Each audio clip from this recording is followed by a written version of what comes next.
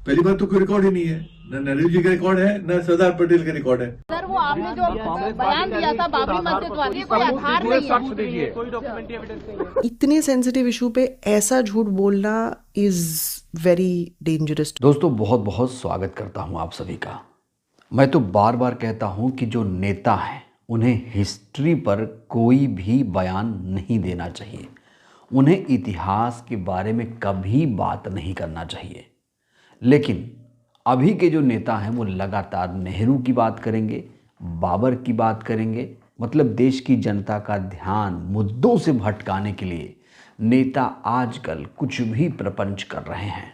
छोटे भैये नेताओं की तो बात छोड़िए, बड़े बड़े नेता अब इतिहास को तोड़ मरोड़ कर पेश कर रहे हैं। और ये लोग जो इतिहास पढ़ रहे हैं, कहा जा रहा है ये व्हाट्सएप यूनिवर्सिटी से आता है, व्हाट्सएप फॉरवर्ड पढ़ते हैं। और कहा जा रहा है ये लोग जो इतिहास पढ़ रहे हैं ये व्हाट्सएप यूनिवर्सिटी में छपकर आता है, जो व्हाट्सएप में फॉरवर्ड किया जाता है।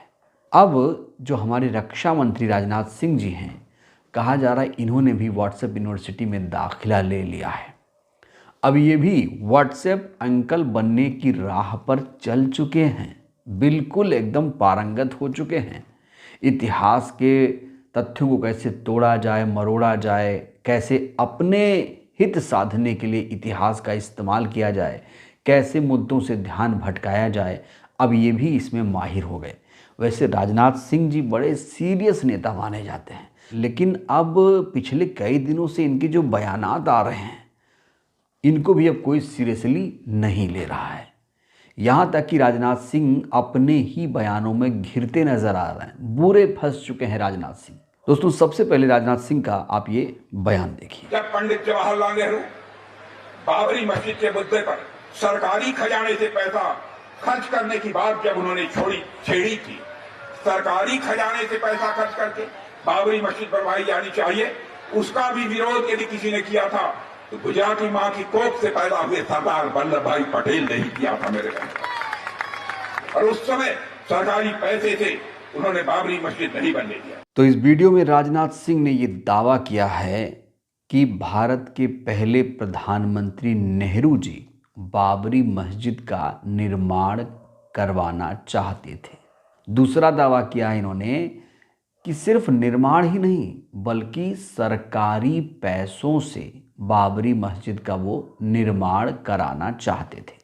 लेकिन सरदार वल्लभ भाई पटेल ने उन्हें ऐसा नहीं करने दिया। ये तीन बड़े दावे किए हैं राजनाथ सिंह जी ने। अब इसको लेकर राजनीति में घमासान मचा हुआ है। राजनाथ सिंह ने ये बयान गुजरात में दिया और इस समय संसद का शीतकालीन सत्र भी चल रहा है। जैसे इन्होंने बयान दिया तुरंत इनके बयान पर बवाल मचा, विपक्ष के तमाम नेताओं ने सवाल खड़े करना शुरू कर दिए। और जैसे ही ये संसद पहुँचे तो फिर से इनसे क्लेरिफिकेशन मांगा गया कि राजनाथ सिंह जी जो आपने बयान दिया वो तथ्यों से मेल नहीं खा रहा है, इस पर आप क्या कहेंगे। जब रिपोर्टर्स ने राजनाथ सिंह जी से संसद में सवाल पूछा तो देखिए कैसे चुप्पी साध ली राजनाथ सिंह ने। देखिए दोस्तों। सर वो आपने जो बयान दिया था बाबरी मस्जिद वाला, उस पर विपक्ष कह रही है कोई आधार नहीं है, कोई डॉक्यूमेंट्री एविडेंस नहीं है। दोस्तों इतिहास जो होता है ना वो सबूतों से चलता है, वो व्हाट्सएप फॉरवर्ड से नहीं चलता है। व्हाट्सएप यूनिवर्सिटी में इसे नहीं पढ़ाया जाता है, उसे एनसीईआरटी की बुक से पढ़ना पड़ता है। जिन लोगों ने इतिहास की क्लास 6 की बुक भी नहीं पढ़ी वो लोग आज इतिहास सिखा रहे हैं जिससे देश की जनता का ध्यान भटकाया जाए। तो बड़ा सवाल ये है इस मुद्दे पर इतिहासकार क्या सोचते हैं, इतिहासकार इनके इस बयान को कितना सच मानते हैं। राजनाथ सिंह के बयान पर इतिहासकार रुचिका शर्मा, इसके अलावा एस इरफान हबीब जो किसी परिचय के मोहताज नहीं है, दोनों ने अपनी प्रतिक्रिया दी है। तो सबसे पहले हम इतिहासकार रिसर्चर रुचिका शर्मा जी को सुनते हैं कि वो उनके इस बयान को कैसे देख रही है। देखिए जरा। बात होम मिनिस्टर जी ने कही है उसका कोई ऐतिहासिक प्रमाण नहीं है। ऐसा कोई भी कॉरेस्पॉन्डेंस हमें नेहरू और पटेल के बीच नहीं मिलता जहां उन्होंने टैक्स पेयर से बाबरी मस्जिद बनवाने की बात कही हो। जब 1949 में इलीगल तरीके से बाबरी मस्जिद के अंदर देवी देवताओं की मूर्ति रख दी गई थी और फिर मस्जिद पर ताला लगा दिया गया था, तब नेहरू ने टेलीग्राम लिखा था उस समय के उत्तर प्रदेश के चीफ मिनिस्टर गोविंद बल्लभ पंत को, जिसमें उन्होंने बस ये कहा था that Uttar Pradesh is becoming almost a foreign land to me, क्योंकि वहाँ इतना मजहबी बैर फैल रहा था। इसके अलावा हमारे पास कोई और कॉरस्पॉन्डेंस नहीं है। पटेल तब होम मिनिस्टर थे, उन्हें पंत ने यूपी में बुलाया भी था इस समय टू ब्रेनस्टॉर्म आइडियाज़ की सिचुएशन को कैसे डिफ्यूज़ किया जा सकता है। बट ये बात तो साफ झूठ है कि टैक्स पेयर के पैसों से बाबरी मस्जिद को बनाने की बात कही हो नेहरू ने।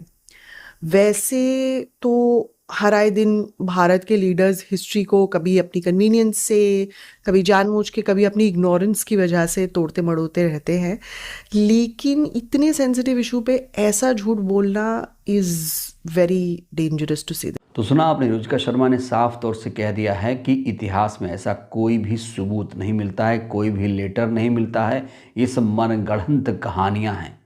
अपनी राजनीति चमकाने के लिए राजनाथ सिंह जी ऐसा कर रहे हैं। अब मैं आपको एस इरफान हबीब जी का बयान दिखाने जा रहा हूँ। इरफान हबीब जी ने जब ये बयान सुना तो अपना वो सर पीटने लगे।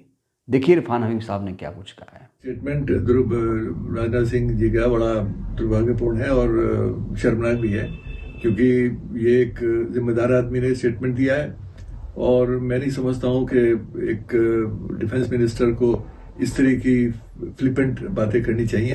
ये कार्यकर्ता करे तो कोई बात नहीं, तो अफसोस है कि आप कुछ ऐसी चीज बोल रहे हैं जिनका कोई ऐतिहासिक तथ्य नहीं है, कोई उसका फैक्ट नहीं है, जिसका इतिहास से कोई संबंध नहीं है। ये हम समझ सकते हैं कि आप सिर्फ प्रेजेंट के लिए बोल रहे हैं, आज के लिए बोल रहे हैं, आज की राजनीति के लिए बोल रहे हैं, इतिहास उसमें है ही नहीं, लेकिन फिर भी इतिहास का आप हवाला देते हैं। क्योंकि नेहरू के जमाने में अगर आप ये कहते हैं कि बाबरी मस्जिद पब्लिक फंड से बनाना चाहते थे, पहली बात तो मस्जिद तो ऑलरेडी थी, तो वो कौन सी मस्जिद बन रही थी? तो ये एक अपने आप में बड़ा अजीब सा बयान है, क्योंकि मुझे समझ नहीं आ रहा कि ये क्यों दिया गया है। और उसके बाद उसको वो आगे बढ़ाते हैं और जोड़ते हैं उसको मंदिर के इश्यू से। और मंदिर एक अलग मुद्दा है, वो एक नेहरू जी ने जो पोजीशन ली थी वो एक अलग चीज थी। वो ये था कि आप पब्लिक फंड का इस्तेमाल न करें और सरकार को उस मंदिर या मस्जिद से न जोड़े, वो एक बात थी। सरदार पटेल उसमें है ही नहीं कहीं। पहली बात तो कोई रिकॉर्ड ही नहीं है, न नेहरू जी का रिकॉर्ड है न सरदार पटेल का रिकॉर्ड है। तो ये एक अपने आप भी गढ़ा हुआ उनका एक फैक्ट है जिसमें कोई तथ्य नहीं है। इसमें सिर्फ राजनीति है, इतिहास इसमें है नहीं कहीं। दोस्तों, नेताओं का इतिहास पे बात करना कितना खतरनाक है, सोचिए। यही सब हो सकता है आगे चलकर आपके बच्चे भी पढ़ें, जिसका इतिहास से कोई भी लेना देना नहीं है। चूंकि आज ये लोग सत्ता में बैठे हैं तो ये लोग अपने तरीके से इतिहास को तोड़ मरोड़ कर पेश भी कर सकते हैं, और ऐसा लगातार किया जा रहा है। अगर मैंने आपको रुचिका शर्मा और एस इरफान हबीब का बयान नहीं सुनाता, अगर ये लोग सबूत नहीं देते, तो पूरा देश ये मान लेता कि हाँ भाई, नेहरू जी ने ऐसा कहा होगा, राजनाथ सिंह रक्षा मंत्री जी ने ऐसा कहा है, इसलिए ये बयान तो सच ही है, इस बयान में ऐसी कोई त्रुटि नहीं है। लेकिन इतिहासकारों ने राजनाथ सिंह जी को पूरी तरीके से एक्सपोज कर दिया और वो खुद अपने बयानों से कहीं ना कहीं शर्मिंदा हैं, क्योंकि जब उनसे पूछा गया कि आप इस पर सफाई दीजिए तो उन्हें सफाई देते भी इस पर नहीं बन रहा है। कुल मिलाकर राजनाथ सिंह अपने इस बयान पर बुरी तरीके से घिर चुके हैं। कहा जा रहा है कि जो सरकार है, जो मौजूदा सरकार है, वो जनता का ध्यान मुद्दों से भटकाना चाहती है। अभी दोस्तों देश में 3 बड़े मुद्दे चल रहे हैं। एक तो SIR का मुद्दा है, दूसरा पोल्यूशन का मुद्दा है, तीसरा डॉलर। क्योंकि जो रुपया है लगातार कमज़ोर हो रहा है, पतला हो रहा है। और अभी के जो हमारे प्रधानमंत्री हैं, जब ये मुख्यमंत्री हुआ करते थे, गुजरात के CM हुआ करते थे, तो रुपया कमज़ोर होने पर कैसे ये दिल्ली को दोष दे रहे थे, कह रहे थे कि दिल्ली की गलती की वजह से ऐसा हुआ है। सुनिए दोस्तों। मैं शासन में बैठा हूं, मुझे मालूम है इस प्रकार से रुपया इतनी तेजी से गिर नहीं सकता। अरे ये नेपाल का रुपया नहीं गिरता है, बांग्लादेश की करेंसी नहीं गिरती है, पाकिस्तान की करेंसी नहीं गिरती, श्रीलंका की करेंसी नहीं गिरती, क्या कारण है हिंदुस्तान का रुपया पतला होता जा रहा है? ये जवाब देना पड़ेगा आपको, देश आपसे जवाब मांग रहा है। बहरहाल दोस्तों, इस वीडियो में इतना ही। व्हाट्सएप अंकल से आप लोग बचिए।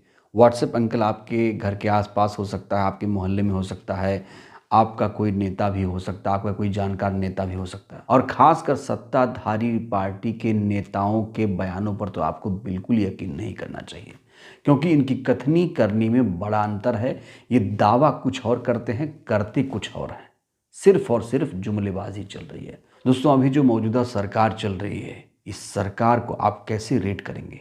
राय दीजिएगा। धन्यवाद।